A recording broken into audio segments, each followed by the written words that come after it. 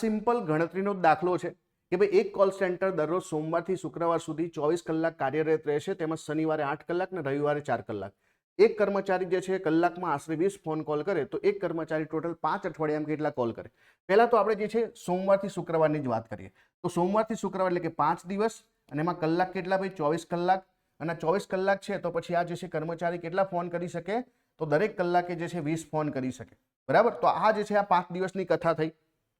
પછી શનિવારની કથાની વાત કરીએ તો જે 8 કલાક જે છે તો એમાં જે છે 20 કોલ કરી શકે અને પછી જે છે ફરીથી આપણે એક કર્મચારી જે છે એ રવિવારે 4 કલાક એટલે કે 4 કલાકના 20 કોલ કરી શકે. તો આ જે છે એક અઠવાડિયાની કથા થઈ. આ જેટલો જવાબ આવે એને 5 વડે ગુણવાનો એટલે 5 અઠવાડિયા થઈ જાય. તો જુઓ અહીંયા 20 કોમન છે, અહીંયા 20 કોમન છે, અહીંયા 20 કોમન છે તો 20 આપણે લઈ શકીએ 12. અહીંયા જે છે 4 કોમન છે તો આપણે 4 કોમન લઈ શકીએ 12. બરાબર. 4 કોમન લઈ લઈએ એટલે અહીંયા જે છે શું બચશે તો અહીંયા બચશે કે ભાઈ 5 ગુણ્યા આ 4 કોમન લઈ લીધા એટલે કે 6 ચોક 24 એટલે કે 6 રહેશે વચ્ચે. અહીંયા જે છે 4 કોમન લઈ લઈએ તો 2 રહેશે અને અહીંયા જે છે 4 ને 20 કોમન એટલે કે 1 જ રહેશે.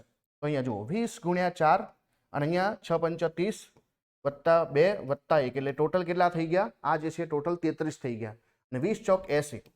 તો 20 ચોક 80 5 અઠવાડિયાના આપણે 5 ગુણ્યા કરી જ નાખીએ અહીંયા અને 33.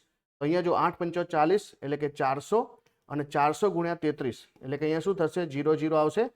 33 જે છે ચોક કેટલા થશે તો 4 તરીના 12 વધી પડી 1 4 તરી 12 ને 1 13 તો 13,200 કોલ થશે. કેટલા 13,200 કોલ થશે. સામાન્ય ગણતરી જ છે, તમે જેટલું સિમ્પ્લિફાઈ કરી શકો એટલું યોગ્ય છે આમાં.